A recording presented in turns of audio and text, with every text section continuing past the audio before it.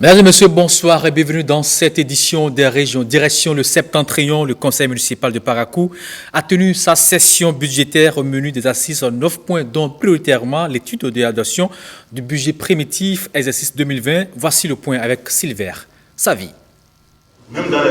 Des projets et des prévisions pour l'année à venir. Mais pour mieux avancer, il convient de jeter un coup d'œil dans le rétroviseur. Et on peut se réjouir du travail abattu jusqu'ici. 2019 a été en effet une année longue, avec son lot de hauts et de bas, et je suis satisfait de nos réalisations et de nos avancées, malgré parfois nos divergences d'opinion. Le plus important des morceaux de la présente session, c'est bel et bien le budget exercice 2020. Le temps que la Commission des affaires économiques et financières et les techniciens vous donnent des détails, je m'empresse de dire qu'il tourne autour de 6 milliards. 6,7 milliards, c'est le montant du budget de la commune de Parakou pour le compte de l'année 2020. Ce budget voté va servir pour le fonctionnement et pour l'investissement dans la commune. Un budget qui est décliné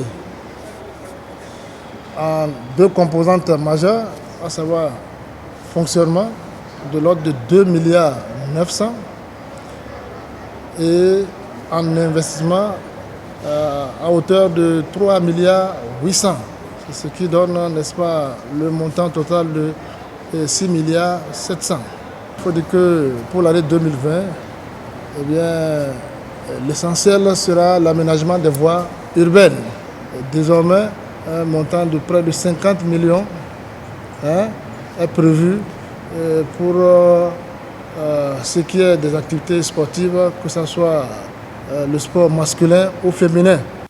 Bien d'autres sujets de grande importance ont été abordés dans divers domaines comme l'éducation, le tourisme, la culture, sans oublier la question relative aux frais d'inhumation. Ici à Parakou, que les inhumations au cimetière, que ce soit le cimetière musulman ou chrétien, que ces inhumations soient gratuites.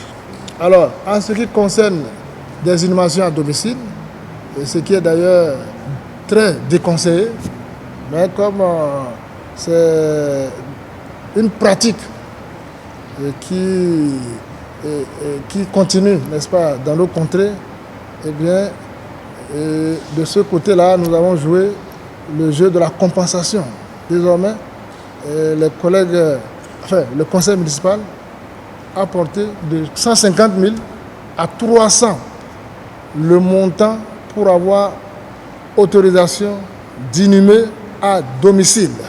2020 est une année de nombreux défis et donc la participation et la contribution de chaque citoyen est indispensable. Et ceci passe par le paiement des impôts à tous les niveaux. Parlons toujours adoption des budgets au niveau des communes. 1 milliard 220 millions de francs CFA, c'est le montant du budget de la mairie de Djidjar, voté par le conseil communal pour le compte de 2020. C'est à la faveur de la session budgétaire tenue ce mercredi 27 novembre 2019 à la mairie de Djidjar. Roland Robinson, Théodore Gandiako. Grand consensus autour du budget 2020 de Djidjar. Les 19 conseillers de la commune ont voté à l'unanimité ce document qui porte les ambitions du conseil communal pour les populations de Djidjar. C'est un budget consensuel. Le budget a été élaboré sur l'avis de presque tous les conseillers. Donc, je ne peux que nous féliciter et remercier tous ceux qui ont contribué à l'élaboration de ce budget-là. Nous venons de voter un budget qui a pris en compte les termes de la lettre de cadrage. Et nous sommes restés à un budget à 1 milliard 220 millions en recettes et en dépenses. C'est la lettre de cadrage, sinon Djidjar pouvait aller plus loin. L'exercice a été à la fois fastidieux à cause du langage des chiffres, mais aussi fascinant vu l'ambition qu'il porte pour Djidja, le grenier du zoo. Reconnaissant vis-à-vis de sa population et de ses conseillers, Théophile Dako, maire de Djidja, a également exprimé toute la gratitude des populations de Djidja au chef de l'État pour son soutien constant à la commune.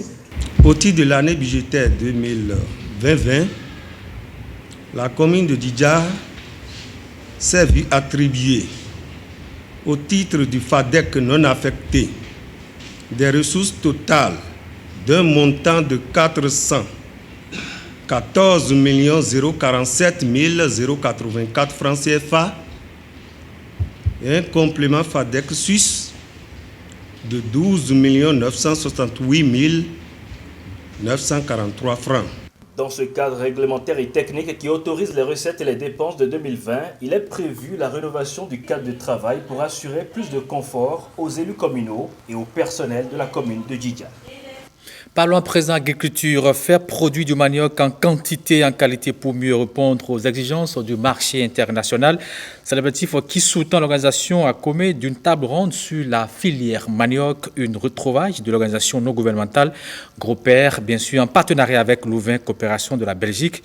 Les participants sont venus de 6 communes de Mounou. L'initiative connaît déjà du succès, mais les acteurs attendent aller plus loin. Fimé Bassao pour le compte-rendu. Le manioc constitue l'une des potentialités dont regorge le département du Mono. Avec ses multiples dérivés et les nombreux marchés qui s'offrent à lui, il nourrit beaucoup de familles et constitue le précurseur de l'économie locale. L'ONG Grouper, en partenariat avec Louvain Coopération, veut mieux valoriser la filière manioc à travers la 2e édition de la table ronde qui se tient à Comé. La première étape de notre travail au cours de la table ronde consistera à présenter, chers participants, un état de lieu de la filière de manioc 2017-2019 dans le département du Mono et la mise en œuvre des recommandations issues de la table ronde niveau départemental 2018 et d'autres communications. La seconde étape consistera à définir des actions de synergie ou de complémentarité entre les intervenants dans la filière. Plus de 106 millions de francs CFA sont déjà investis par Louvain Coopération pour la promotion de la filière manioc dans le Mono.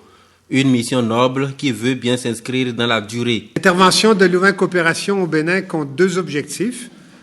D'une part, d'améliorer durablement la sécurité alimentaire et économique des populations à travers une offre diversifiée et adaptée des services d'appui à l'agriculture et à l'entrepreneuriat.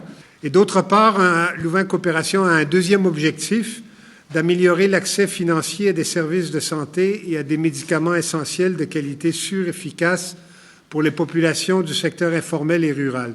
Distingués invités, j'en profite pour vous rassurer que Louvain Coopération compte poursuivre ses efforts afin d'améliorer encore davantage l'impact de nos appuis au niveau de la filière manioc avec l'Union l'UCTM, l'Union des coopératives de transformation de manioc et les 35 coopératives qui y participent. Une mini-foire est organisée sur place pour mettre en lumière toute l'utilité du manioc à travers ses dérivés. Grâce à cette synergie d'action entre l'ONG Grouper et Louvain Coopération, la filière manioc a de beaux jours devant elle. Mais son prochain défi, trouver de nouveaux marchés ailleurs autres que le Mono. Des outils pour une gestion financière et comptable performante au sein des radios membres de la Fédération des radios communautaires assimilées du Bénin. Après le manuel de procédures administratives et financières et comptables standard mis à la disposition de ces radios, la Fédération des radios communautaires et assimilées du Bénin forme et outille à Boycon ce mercredi 27 novembre les comptables de ces radios membres sur le logiciel Perfecto. On retrouve Ronald Robinson pour le compte-rendu. Après la mise à disposition d'un manuel de procédures administratives, financières et comptables standards à ces radios, la Fédération des radios communautaires et assimilées du Bénin dote les comptables de 27 radios remplissant les conditions d'un bon fonctionnement de leur comptabilité en règles de gestion et outils facilitant les bonnes pratiques. C'est à travers l'informatisation de la comptabilité par la mise à disposition d'un logiciel comptable en tenant compte de leur statut juridique. À la suite de ce manuel, ils ont besoin d'un outil de gestion comptable, donc le logiciel Perfecto. Toutes ces activités qui sont financés par la coopération suisse et l'ambassade du Royaume de Belgique. Il faut dire que ces activités n'étaient même pas prévues dans le PA 2019, mais compte tenu de leur importance, nous avons introduit un réaménagement budgétaire au niveau du partenaire qui a accepté, vu l'importance de ces activités.